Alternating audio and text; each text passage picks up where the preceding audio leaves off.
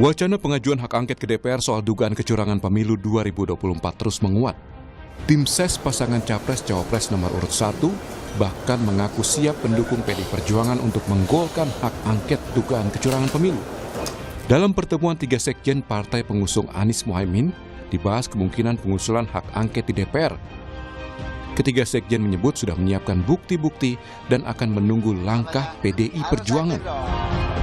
Bersama inisiator PDIP untuk menggulirkan angket. Jadi posisi kami data sudah siap, hal-hal kecilnya sudah siap, tinggal menunggu tindak lanjutnya. Kawan-kawan PDIP sebagai partai terbesar, sebagai inisiator, bagaimana selanjutnya? Sebelumnya, Ganjar Pranowo mengusulkan agar partai pengusungnya, PDI Perjuangan, untuk menggulirkan hak angket dugaan kecurangan pemilu. Ganjar kembali menegaskan, DPR jangan diam saja atas dugaan kecurangan pemilu. Ganjar menyebut secara matematis, komposisi fraksi yang mendukung dan yang menolak di DPR bisa dihitung. Kalau ingin melihat, membuktikan, mengetahui, hak angket paling bagus karena kita menyelidiki. Itulah yang kemudian saya usulkan waktu itu. Di bawahnya interpelasi. Minimum sebenarnya Komisi 2 memanggil penyelenggara pemilu, apa yang terjadi? Masa kayak gini diam aja? Enggak lah. Mestinya DPR segera ambil sikap ini, undang penyelenggara pemilu, undang para pakar, undang masyarakat, sehingga mereka akan bisa menyampaikan. Tim ses Capres-Cawapres Prabowo Gibran juga mengumpulkan bukti dugaan kecurangan pemilu. Tapi soal hak angket, Cawapres nomor urut 2 Gibran Rakabuming Raka bilang hal itu sebagai bahan masukan dan evaluasi. Ya, masalah hak angket, segala kritikan, evaluasi, demo, ataupun surat-surat terbuka, apapun itu ya kami tampung sebagai bahan evaluasi, masukan, dan lain-lainnya. Yes, matur nuwun Pak Ganjar untuk masukan-masukannya. Yes, yuk. Hak angket adalah hak DPR untuk melakukan penyelidikan terhadap pelaksanaan suatu undang-undang atau kebijakan pemerintah yang berkaitan dengan hal penting, strategis, dan berdampak luas pada kehidupan bermasyarakat, berbangsa, dan bernegara yang diduga bertentangan dengan peraturan perundang-undangan. Masih dinanti seperti apa hak angket bergulir karena hitung suara hasil pemilu 2024 belum selesai. Tim Liputan Kompas TV. Lalu bagaimana mewujudkan hak angket di DPR ini agar tidak hanya sekedar wacana? Apakah hak angket akan lebih ampuh dibandingkan penyelesaian sengketa pemilu di Mahkamah Konstitusi? Kita akan bahas bersama dengan Ketua Komisi 2 DPR dari fraksi Partai Golkar, Ahmad Doli Kurnia. Lalu ada Wakil Ketua Komisi 2 DPR, fraksi Partai Nasdem, Saan Mustafa, politisi PDI Perjuangan yang juga juru bicara TPN Ganjar Mahfud, Ciko Hakim, dan pengamat komunikasi politik dari Universitas Brawijaya, Anang Sujoko. Selamat pagi Bapak-Bapak. Pagi, Rade. Iya, saya harus tanya ini ke Bung Ciko dulu, karena yang sebenarnya menggulirkan awalnya ini capresnya Bung Ciko nih, Mas Ganjar Pranowo. Sejauh mana sekarang realisasi hak angket kalau dilihat dari internal TPN Ganjar Mahfud, Bung Ciko? Pagi, intinya dari internal kami sedang betul-betul melakukan persiapan untuk mewujudkan wacana yang terkait dengan hak angket ini. Nah, ini sangat serius sedang dibicarakan di internal dan tentunya tidak bisa serta-merta begitu cepat digulirkan dalam 1-2 hari gitu ya, karena memang harus betul-betul dipikirkan supaya itu tadi dikatakan oleh Radi bahwa supaya ini tidak hanya sekedar menjadi suatu yang bergulir tanpa memberikan output yang berarti bagi bangsa dan negara. Yang harus diingat adalah hak angket ini tidak hanya karena ketidakpuasan yang merasa dari paslon-paslon, tapi juga dari masyarakat. Dan kita ketahui parlemen itu adalah kepanjangan lidah daripada masyarakat. Dan masyarakat mempunyai rasa yang sama sekarang, dan kita bisa bicara di mana saja bahwa ini bukan hal yang rahasia lagi. Terjadi kecurangan pemilu yang sifatnya sistematis, terstruktur, dan masif. Dan ini dilakukan, diduga banyak pelanggaran-pelanggaran dilakukan oleh bukan hanya hanya penyelenggara pemilu atau para paslon, tetapi juga oleh pemerintah dan kekuasaan. Dalam hari ini bahkan kepala negara dalam berbagai hal telah melakukan banyak pelanggaran yang tentunya tidak bisa, banyak yang kita sudah lakukan dan tidak bisa dihandle oleh Bawaslu sendiri. Bawaslu banyak sekali tidak mengindahkan banyak pelanggaran-pelanggaran yang nyata. Kita memberikan contoh aja seperti apa yang terjadi di, ini hal-hal kecil ya, yang detail, seperti apa yang terjadi di Car Free Day gitu pada Gibran. Gibran jelas-jelas membagikan susu, sementara itulah memang menjadi program dia, bagi susu makan gratis, susu gratis dan lain-lain. Nah, ini Bawaslu tidak bisa menindak. Kemudian PJ Gubernur Heru DKI juga itu bagian dari pelanggaran peraturan provinsi, tetapi juga tidak mau menindak. Nah, hal-hal seperti ini, nah kita bicara soal TSM tadi, nah itu jauh dari hanya sebatas pelanggaran-pelanggaran di kotak suara atau di TPS dan lain-lain. Ini kita bicara soal penunjukan PJ Gubernur, PJ Bupati, dan lain-lain. Nah, ini hal-hal seperti ini harus diselidiki dan itulah tugas dari hak angket tersebut. Dan saya rasa ini masih dalam koridor konstitusi dan kita tunggu aja. Tapi kita semangat di PDI Perjuangan untuk menyelidiki ini sampai ke akar-akarnya.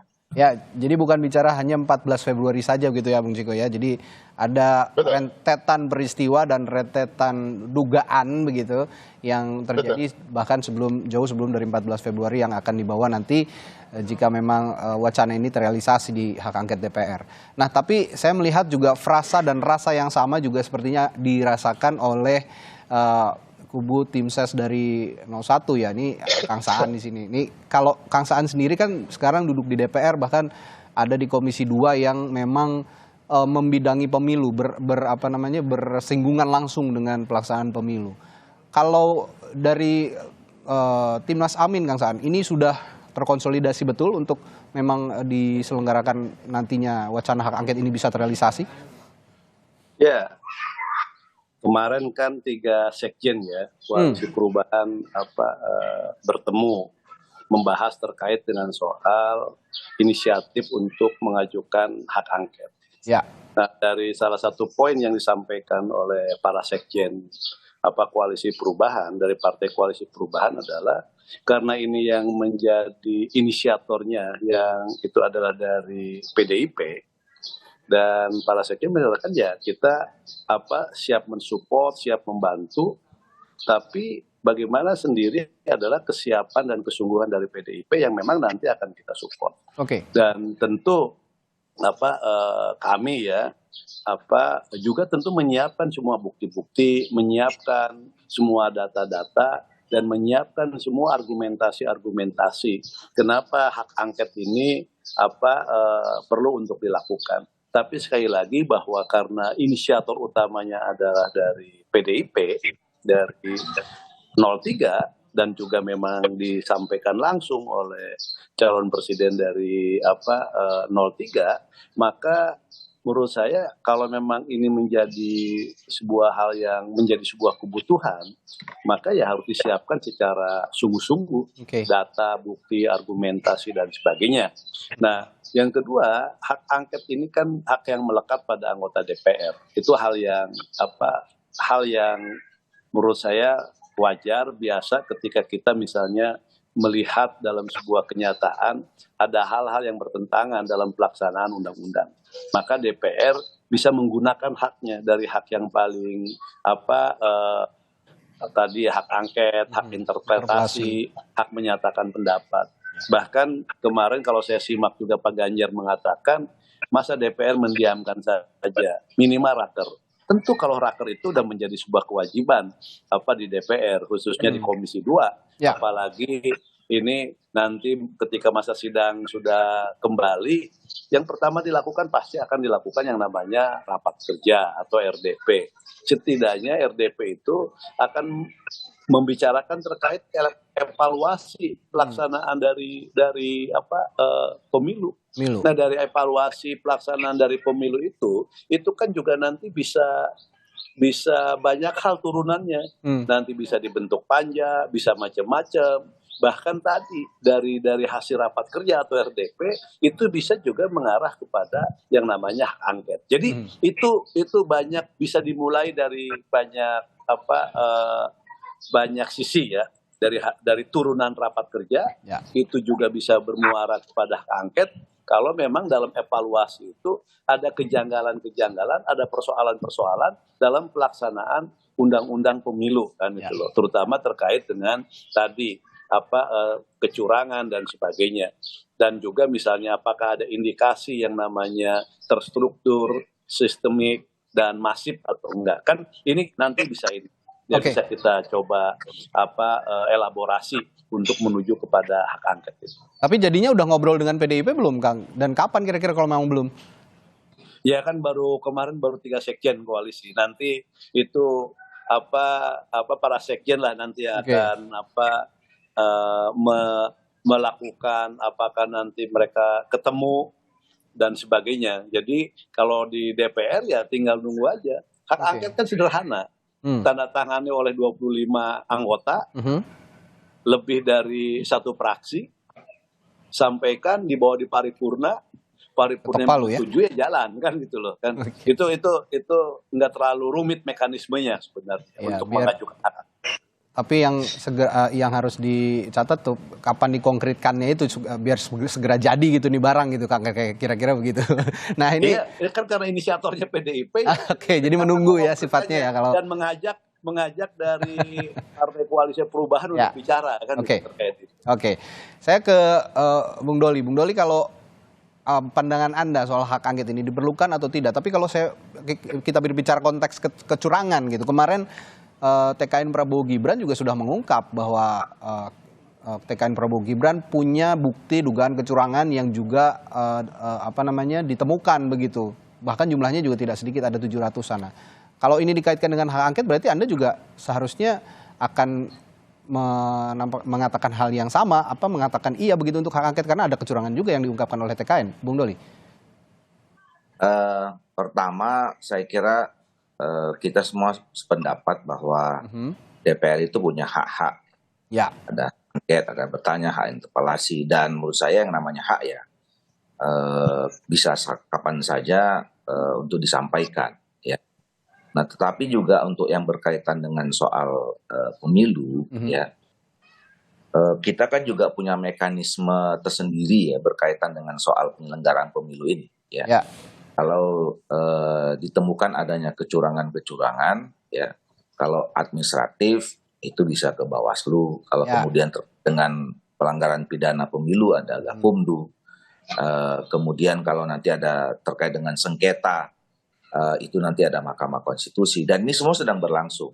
Jadi artinya kan kita sebetulnya belum punya kesimpulan ya terhadap apa yang mau kita persoalkan gitu.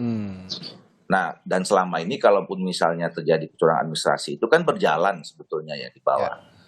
Dan perlu diingat yang ketiga adalah ya dari awal saya mengatakan kalau bicara soal potensi kecurangan, semua pasangan calon, semua peserta pemilu itu punya potensi untuk melakukan kecurangan. Ya.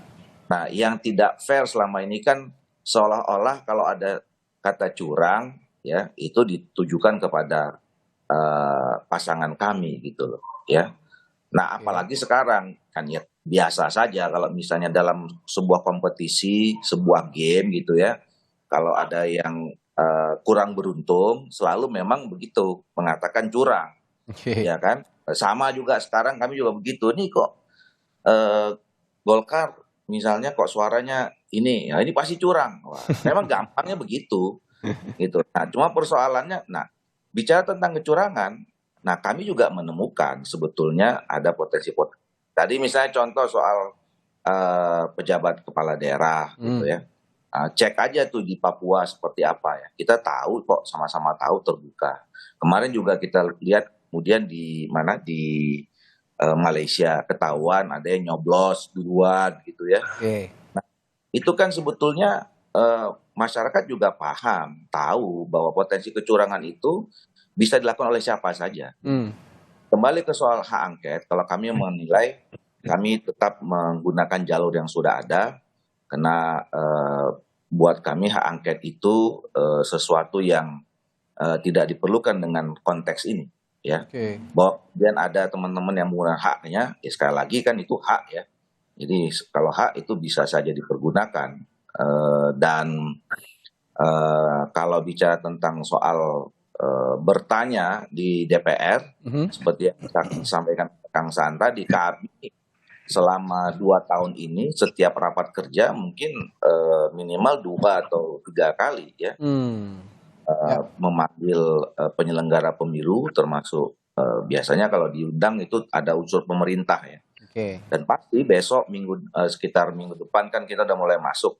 Pertama, salah satu yang tentu kemudian akan kami panggil, akan kami gelar rapat kerjanya itu ya bersama penyelenggara pemilu, karena itu juga concern tanggung jawab kami di DPR untuk memastikan penyelenggara pemilu ini juga baik, karena kami ikut juga bertanggung jawab di Komisi 2 karena desain konsep ini sudah kami rancang sama-sama 2,5 tahun yang lalu kira-kira. Ini juga hari-hari ini juga kan memang penyelenggara pemilu dalam ini KPU dan juga Bawaslu gitu ya, ada beberapa masalah yang kompleksitasnya juga cukup tinggi dan harus segera dibicarakan solusinya begitu, karena berkaitan dengan penghitungan suara juga 20 Maret tenggatnya akan berakhir begitu kira-kira. Ini berkaitan dengan Sirekap. Nah, saya akan ke Pak Anang dulu nih. Pak Anang, kalau Anda melihat seberapa kuat pengajuan hak angket ini bisa terrealisasi, Pak Anang? Ya, pertama saya ingin melihat dari apa yang disampaikan oleh Pak Ganjar sebelumnya, Capres 03, bahwa apa yang dikatakan Pak Ganjar itu perlu ada sebuah tanda tanya di belakang motivasinya. Apakah itu hanya sebagai sebuah respon emosional, ataukah itu sebagai sebuah respon kelembagaan, artinya respon dari koalisi. Kalau respon dari koalisi, saya yakin itu pasti memiliki pertimbangan yang sangat serius. Tetapi ketika itu respon yang sifatnya hanya emosional pada saat itu, maka saya tidak yakin apakah kemudian akan bisa dipersiapkan dengan baik. Nah, terkait dengan misalkan katakanlah itu memiliki data dari teman-teman koalisi 03 itu memiliki data yang TSM, katakanlah semacam itu. Maka ketika disodorkan hak angket itu, saya kira sebagai saluran formal politik yang itu memang wajar saja untuk dilakukan. Dan ketika berbicara kepada sebuah komplain atau istilahnya isu-isu kecurangan, ya memang benar kalau dalam sebuah kompetisi dan ini sifatnya masif ya, pesertanya banyak, memang potensi kecurangan itu ada di mana saja dan oleh siapa saja. Tetapi yang menjadi masalah kalau menurut saya ini kan rangkaian sebuah peristiwa, sehingga isu kecurangan ini bukan lagi berbicara pada proses pada saat pemilihan atau pemungutan suara, tetapi sebelumnya itu sudah memunculkan banyak isu-isu yang sifatnya kontroversi.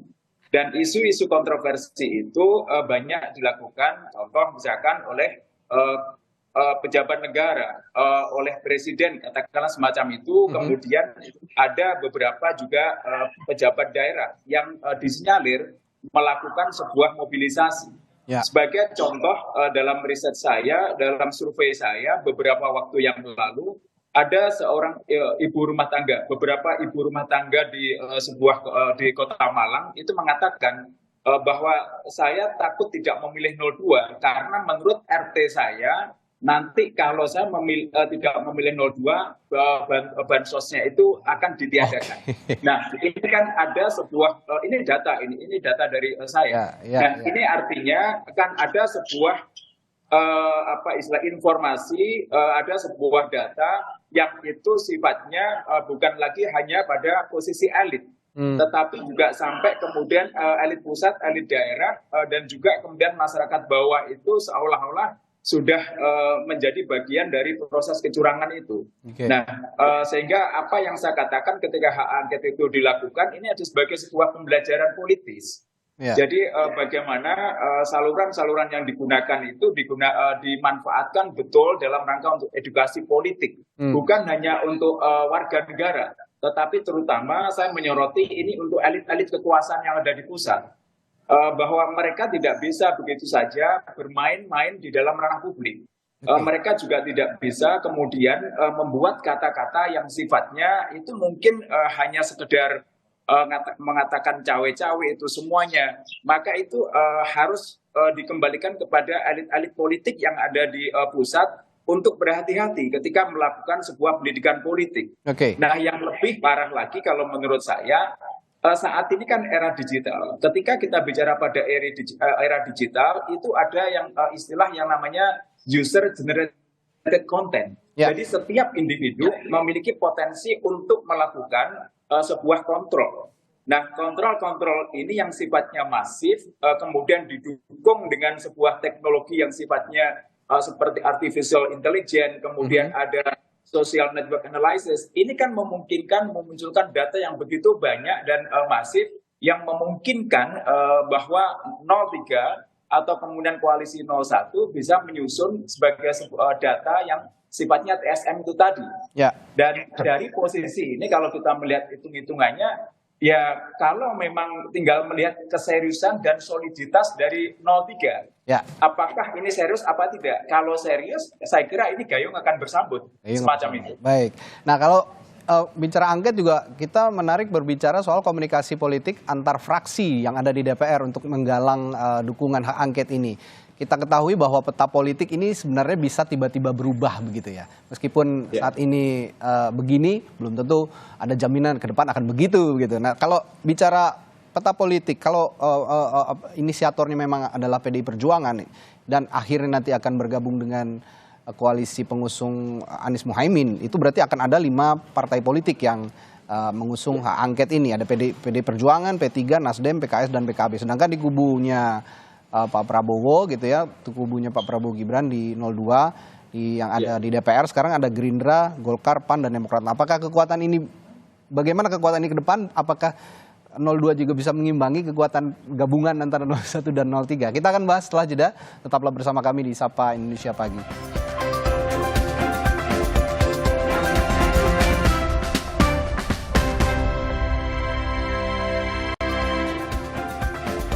Masih membahas wacana hak angket yang saat ini terus bergulir akan dilakukan oleh sejumlah fraksi di DPR untuk mengusut dugaan kecurangan pemilu 2024. Nah, tadi saya sebelum jeda sempat mengemukakan pertanyaan dan juga yang akan diminta analisisnya dari Pak Anang dulu. Nah, kita tahu Pak Anang kalau politik itu kan bisa tiba-tiba berubah gitu. Kalau saat ini mendukung hak angket, tiba-tiba nanti ada lobby-lobby tertentu akhirnya berubah. Apalagi kita ketahui Partai Nasdem saja kemarin sudah ngobrol-ngobrol dengan Pak Jokowi, meskipun entah apa yang dibicarakan hasilnya seperti apa gitu kan kira-kira.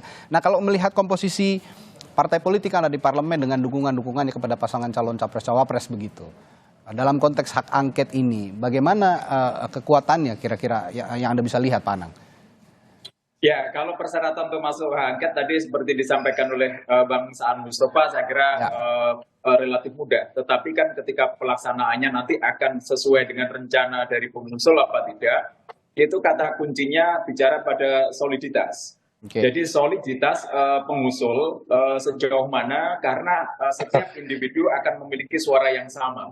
Nah, ketika kita bicara pada soliditas, maka kita akan lihat dulu mana-mana partai politik yang memang memiliki sebuah proses kaderisasi yang cukup kuat. Nah, kalau kita lihat dari koalisi 0301, menurut analisis saya, kekuatan kaderisasi PDIP dan PKS lebih kuat dibanding Nasdem ataupun P3. Nah, pertanyaan selanjutnya adalah bagaimana kemudian yang menginisiasi atau inisiator hak angket itu memastikan soliditas di dalam tim itu sendiri. Nah, inilah yang kemudian menjadi pertanyaan besar. Kenapa demikian? Karena politik kita itu lebih banyak bicara politik transaksional. Jadi bahwa ketika kita bicara kepada sebuah kompetisi politik, maka yang terjadi bukan lagi bicara pada hitung-hitungan angka, tetapi adalah kemudian berbicara bahwa pihak tertentu akan mendapatkan apa. Dan ini menjadi wajar karena pada akhirnya ketika kita bicara pada sebuah kompetisi proses politik itu kan berbicara kepada sejauh mana nanti dia akan memiliki sebuah potensi untuk mengendalikan. Artinya perebutan kekuatan untuk menguasai sebuah penentu kebijakan negara. Ini kan menjadi titik akhir. Nah, ketika dia memiliki sebuah potensi untuk menguasai, mengontrol, maka disinilah kemudian ada proses transaksi. Hingga pada akhirnya maaf saya katakan, ketika sebuah proses hak angket ini bisa jadi kemungkinan di tengah-tengah akan hancur, Baik. akan batal. Ketika ada sebuah transaksi yang mungkin akan dimainkan dan bisa memuaskan pihak pengusul. Itu analisis saya seperti itu. Baik. Nah, saya juga akan bertanya ke Bung Ciko kalau gitu, kembali lagi. Tadi juga ini pertanyaan sebenarnya terlontar dari Pak Anang juga. Ini yang diungkapkan oleh Mas Ganjar kemarin itu sebagai respons yang emosional atau secara kelembagaan. Dan kira-kira jika memang nanti hak angket ini lolos, jalur lain kan ada di Mahkamah Konstitusi. Apakah itu akan menjadi pilihan atau akan berjalan keduanya, Bung Ciko? Seriusan atau emosional itu salah satunya bisa dinilai Radi dari nada dan tone dari statement saya dan berbagai jubir lain di media. Jadi kalau kita tone-nya adalah kita bilang serius, berarti itu serius dan ini sudah menjadi apa yang dibicarakan di internal partai. Nah, kembali lagi memang ini harus dipersiapkan secara matang. Dari ketiga pembicara sebelumnya juga jelas bahwa ini bukan hal yang main-main. Tetapi satu hal yang ingin saya sampaikan dari Bang Doli tadi kan menyampaikan soal ada juga kecurangan-kecurangan yang diinventarisir oleh pihak paslon 2. Nah, artinya ini pelanggaran-pelanggaran ini apapun yang terjadi nanti dalam hak angket, tentunya kita juga banyak orang seakan-akan jauh memikirkan, oh ini bicara soal pemakzulan dan lain-lain. Kita bicara fokus soal pelanggaran oleh pemerintah dan penyelenggara pemilu terkait dalam melaksanakan undang-undang. Nah, ini ya menjadi alasan dari hak angket terus. Dan artinya apapun dalam perjalanannya hak angket itu kalau dilakukan secara serius ya, outputnya pasti ada yang positif. Output yang positif salah satunya mungkin mengubah cara-cara bagaimana membuat undang-undang sehingga tidak akan terjadi ini lagi ke depannya. Dan hal ini saya rasa menjadi kepentingan semua partai politik yang ada, semua masyarakat yang ada. Dan saya ulangi lagi, ini yang saling jarang dibicarakan adalah salah satu dari alasan untuk menggulirkan hak angket ini adalah masyarakat ini ingin menuntaskan apa yang menjadi wacana dan menjadi dugaan-dugaan yang ada di tengah-tengah masyarakat hari-hari ini bahwa memang ada pelanggaran-pelanggaran yang serius yang kalau dibandingkan dengan pemilu-pemilu sebelumnya ini tidak pernah terbayangkan sebelumnya gitu, seperti politisasi bansos yang sangat masif ya kan dan lain-lain, campur tangan dari pemerintah bahkan dari kepala negara dan lain-lain. Nah, ini yang harus memang dituntaskan di sini dan memang banyak ruang-ruang yang bisa kita lakukan, salah satunya melapor ke Bawaslu, melapor nanti bersengketa di MK.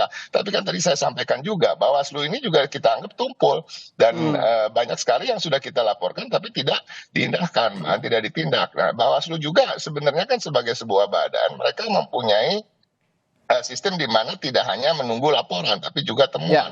Nah, kalau kita bicara soal salah satunya lah video dokumenter Dirty Vote misalnya, itu bukan hal yang seharusnya hanya sekedar dikomentari oleh Bawaslu, oleh personal Bawaslu, tapi itu juga bisa menjadi salah satu unsur temuan-temuan tersebut gitu. Tapi kan ini sama sekali nggak dianggap begitu ya. Nah, ini yang memang kita melihat semua jalur, semua ruang, semua kamar ini harus kita isi untuk bagaimana sampai ujung kita semaksimal mungkin bisa menuntaskan apa yang menjadi dugaan-dugaan di masyarakat. Oke, nah saya kembali ke Kang Saan juga nih sebagai orang yang juga duduk di DPR begitu, pasti mengetahui betul kan kondisi-kondisi terkini lah ya yang ada di DPR. Tapi yang ingin saya tanyakan soal hak angket ini, Kang Saan, legitimasinya sejauh mana sih sebenarnya hak angket ini untuk mengusut dugaan kecurangan pemilu dan pengaruhnya terhadap hasil pemilu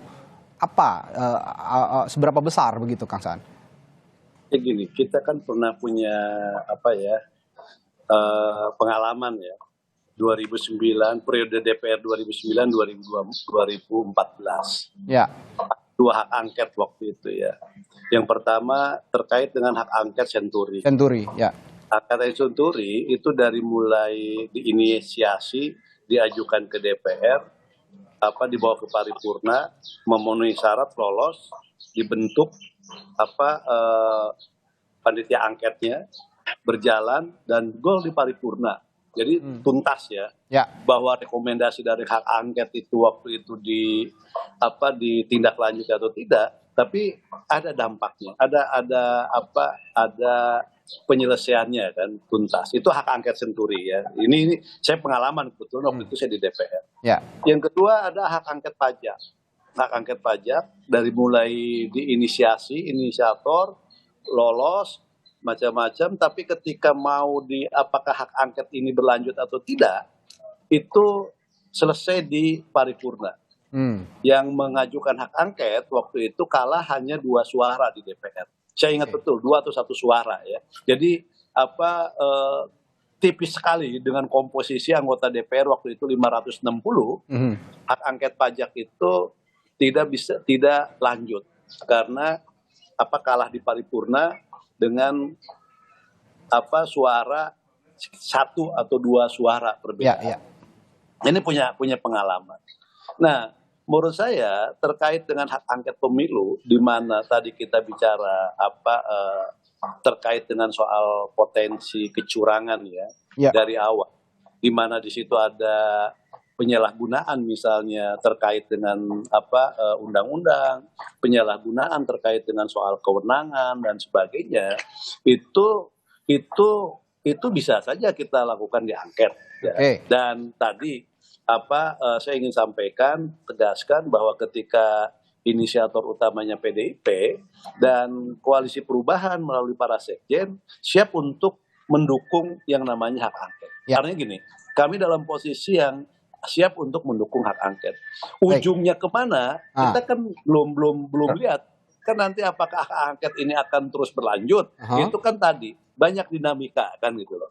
Tapi sekali lagi sebagai upaya untuk menyelesaikan terkait dengan soal problem-problem kepemiluan kita hari ini, kan tidak hanya nanti ada potensi-potensi yang lainnya. Nanti kan ada misalnya kerumitan-kerumitan dalam pelaksanaan undang-undang pemilu. 2 kali nih undang-undang ini digunakan pemilu 2019 dan pemilu 2024. Ternyata banyak memakan korban. Hari ini aja KPU melansir 71 orang. Bahkan dari pihak lain 94 orang. Ini banyak. Nah, yang kedua, kalau misalnya kita bicara soal potensi kecurangan, seperti tadi Bang Doli sampaikan, potensi kecurangan memang bisa saja dilakukan oleh siapapun. Tapi siapa yang paling terbesar untuk melakukan potensi kecurangan? Tentu potensi kecurangan terbesar adalah ketika ada salah satu yang memang mendapatkan dukungan dari suprastruktur politik, dari kekuasaan kan gitu loh. Nah, ini juga perlu diurai kan gitu loh. Nah, maka saya ingin katakan bahwa yang namanya hak angket itu akan mengurai semua terkait dengan problematika kepemiluan kita. Dengan tadi melihat potensi-potensi selama pemilu yang ada. Bahwa memang ada yang namanya penyaluran, ada tadi yang namanya administratif, ada yang namanya pidana pemilu, ada yang namanya sengketa hasil pemilu di MK dan sebagainya. Tapi tadi kita lihat nanti terkait dengan soal urgensinya. Nanti muaranya kemana kita nggak bisa berspekulasi. Tapi bicara prioritas, Kang, kalau bicara prioritas yang disasar siapa sih? Maksudnya yang disasar ini penyelenggara pemilunya, hasil pemilunya, pasangan calonnya, atau kandidat-kandidatnya, atau siapa? Kalau bicara prioritas. Tentu kalau kandidat prioritas ini kan ini kan undang-undang pemilu kan. Nanti kan kita ngerujuknya kan kepada undang-undang pemilu. Jadi dasar rujukan dari pemilu kan undang-undang pemilu. Siapa yang melaksanakan undang-undang pemilu? Tentu ada penyelenggara. Nah, itu satu.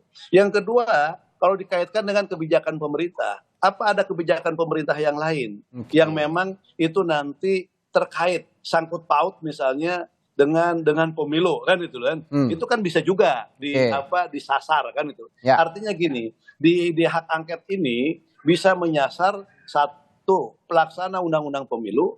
Yang kedua, bisa disasar adalah kebijakan pemerintah yang langsung maupun tidak langsung itu terkait dengan soal pemilu. Nah, jadi ini bisa menyasar kepada 2 hal. Nah, tapi nanti kita lihat dulu prosedurnya. Makanya saya katakan bagaimana menyiapkan ini semaksimal mungkin dengan bukti-bukti, dokumen-dokumen yang lengkap, sehingga nanti perdebatan ketika inisiatif mengusulkan hak angket itu bisa dimenangkan di paripurna. Dan tentu ini dengan dokumentasi yang kuat, didukung oleh data-data yang kuat. Kalau soal tanda tangan anggota, karena syaratnya mudah cuma 25, saya yakin itu bisa terpenuhi.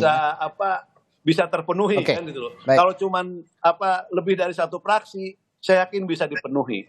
Tapi meyakinkan paripurna bahwa ini layak untuk lanjut hak angket ini, itu mungkin di situ akan banyak dinamika kan. Oke. Gitu. Jadi Ya. sekali lagi ini yang menurut saya hal-hal yang memang menjadi perhatian semua. Ya, kalau Jadi memang- kalau cuma dukungan, koalisi perubahan sudah menyatakan dukungannya terhadap angket. Oke. Ya, Nah, kalau- bagaimana nanti komposisinya? Ini kan sekali lagi nanti perjalanannya masih panjang. Oke, masih panjang, dan apakah ini juga bisa mempengaruhi hasil pemilu atau tidak juga nanti tergantung pembicaraan. Kalau memang angket ini jadi diselenggarakan, tergantung pembicaraan nanti di rapat-rapat selanjutnya di DPR begitu ya. Nah, saya ke Bung Doli lagi.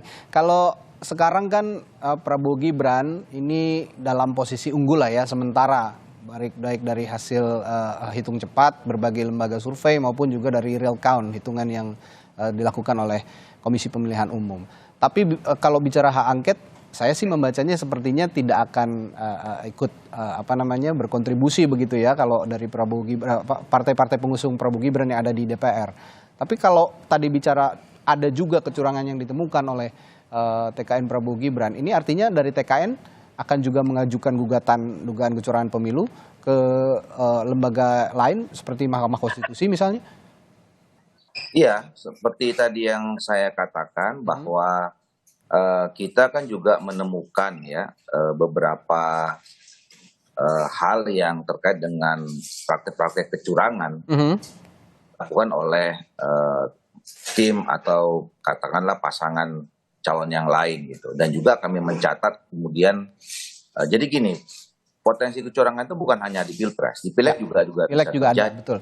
Dan itu juga kita juga punya beberapa bukti. Makanya saya menyampaikan kepada Pak Anang nih, ya, kalau kemudian ada riset ya, kemudian jangan hanya di Malang saja ya, dan kemudian disampaikan ini secara nasional, tapi bisa lihat tuh di Papua, di Sumatera Utara gitu ya, atau di beberapa tempat yang lain, yang itu juga bisa dilihat bahwa jangan seolah-olah kita lihat cuman hanya di Malang, kemudian yang ditutup 02 gitu kan.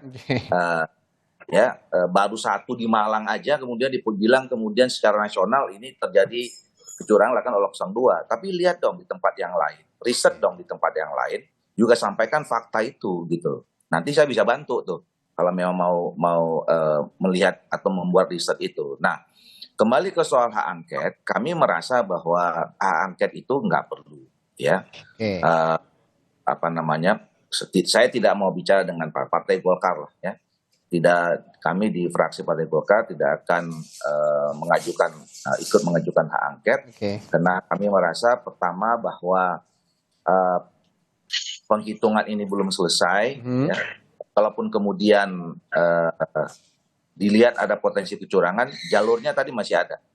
Nah, kalau kemudian tadi kita bicara tentang soal penyelenggaraan pemilu dan penyelenggaranya, kita fasilitas minggu depan kita sudah masuk masa sidang.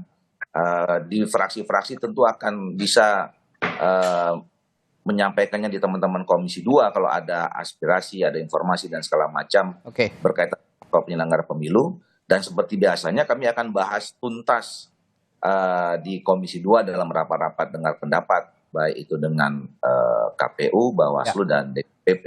Nah, kalau kemudian ada terjadi penyelenggara, jalurnya juga ada. Ada DKPP, ada macam-macam ya yang bisa kita pergunakan untuk bisa memastikan semua ini bisa berjalan dengan baik. Ya, terakhir saya ke Pak Anang, singkat saja Pak Anang. Kalau Anda melihat seberapa besar pengaruhnya nanti kalau misalnya hak angket ini bergulir di DPR bisa memengaruhi hasil pemilu, Pak Anang? Ya, saya ingin melihat dulu untuk memastikan bahwa TSM itu semuanya terpenuhi ya. Dan saya melihat memang kalau Bang Doli mengatakan itu ya harus mengatakan seperti itu karena Bang Doli kan bagian dari Golkar dan bagian dari pendukung koalisi 02, ya wajib untuk mengatakan itu. Tetapi saya melihat bahwa ketika kita bicara hak angket ini adalah sebuah proses pendidikan politik yang harus diselesaikan secara formal. Ini adalah proses, artinya ketika saya mengatakan itu di Malang itu sebagai contoh. Nah, kalau bicara data itu beda lagi.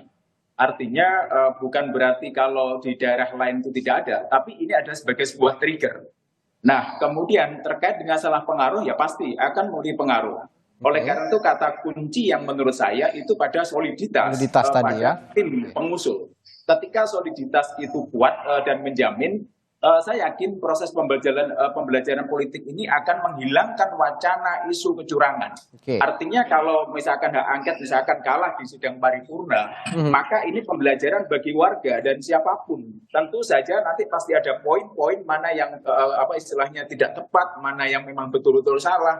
Ya. Itu harus disampaikan ke publik untuk pembelajaran publik. Ketika itu misalkan hak angket itu goal misalkan, maka ini juga sebagai peringatan bagi elit-elit kekuasaan. Saya kira gitu. Baik, dan ini juga sepertinya sebagai bentuk perlawanan politik begitu ya dari partai-partai politik pengusung yang saat ini belum bisa unggul gitu dari 01 dan 03, dan rasa mosi tidak percaya terhadap sistem hukum yang sepertinya akan berjalan di MK untuk menangani sengketa-sengketa dan proses-proses hukum pemilu di Mahkamah Konstitusi. Tapi menarik lah ya untuk kita nantikan bersama bagaimana wacana ini bisa terrealisasi dan sejauh mana ini bisa mempengaruhi hasil pemilu. Nanti juga perkembangannya sangat cair begitu ya, partai-partai politik di DPR juga masih lobby-lobby, komunikasi politik dibangun baik dari PDI Perjuangan sebagai inisiator, sepertinya nanti akan juga berkomunikasi dengan partai-partai pengusung Anies Muhaimin. Yang di sisi lain juga pengusung Prabowo Gibran, partai-partai politiknya tadi secara tegas Bung Doli juga sudah menegaskan bahwa hak angket tidak perlu. Nah, kekuatan-kekuatan ini yang menarik kita tunggu, apakah bergulir di DPR atau tidak, lolos di paripurna atau tidak, kita nantikan bersama. Terima kasih Ketua Komisi 2 DPR fraksi Partai Golkar Ahmad Doli Kurnia, Wakil Ketua Komisi 2 DPR fraksi Partai Nasdem Saan Mustafa, dan politisi PDI Perjuangan yang juga juru bicara TPN Ganjar Mahfud Ciko Hakim, dan pengamat komunikasi politik dari Universitas Brawijaya Malang Anang Sujoko telah berbagi perspektifnya pagi hari ini. Terima kasih Bapak-bapak, sehat selalu.